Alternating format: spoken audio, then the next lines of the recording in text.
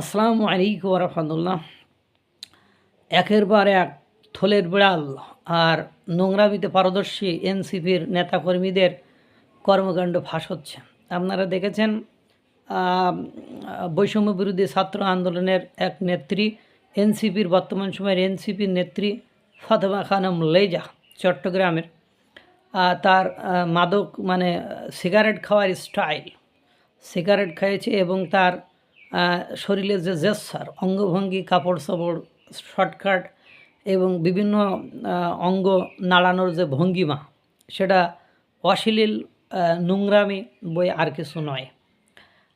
তার মানে বাইরে যত ছবিগুলো দেখেছি বিভিন্ন নেতা নেত্রীর সাথে, সেগুলো হেজাব পরা, নেকাব পরা, একেবারে পুরো দস্তুর, সামান্তা শারমিনের মতন পুরো দস্তুর ধার্মিক একজন ব্যক্তি। কিন্তু যেটা ভাইরাল হয়েছে সেখানে দেখা গেছে সে একজন স্মোকার।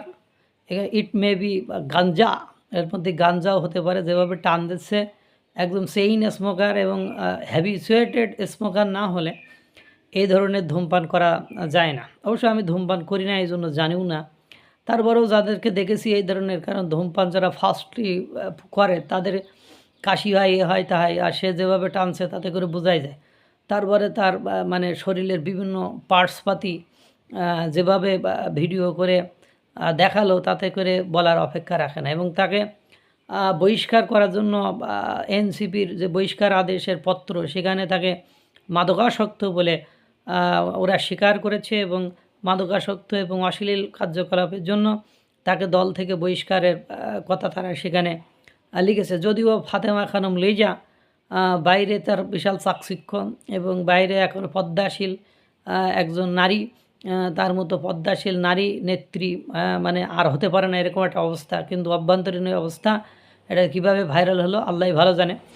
পরবর্তীতে সে বলেছে, আমার 2 ঘন্টার আলটিমেটাম দিলাম, 2 ঘন্টার মধ্যে প্রমাণ করতে হবে যে আমি অ্যাডিক্টেড। কিন্তু ঘটনা যার ঘটে গেছে। এর আগে আপনারা জানেন ঝিনাইদহে ওরা বৈষম্য বিরোধী ছাত্র আন্দোলনের নেতা নেত্রী একই রুম ডেট করতেছিল, সেখানেও অশ্লীল কর্মকাণ্ড। এর আগে আপনারা নারায়ণগঞ্জের ওখানে আপনারা দেখেছেন যে কীভাবে কী যেন বৈষম্য বিরোধী ছাত্র আন্দোলনের নেত্রী কীভাবে অবৈধ নিয়োগ বাণিজ্য বা অনৈতিক কর্মকাণ্ডের সাথে, দুর্নীতির সাথে জড়িয়ে গিয়েছিল, এই জন্য তাকে বহিষ্কার করা হয়েছে।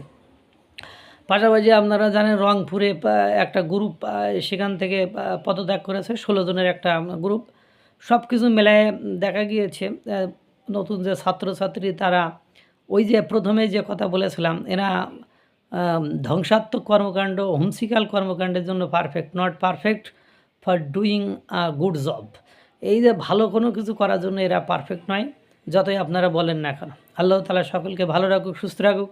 আসসালামু আলাইকুম রহমতুল্লাহ।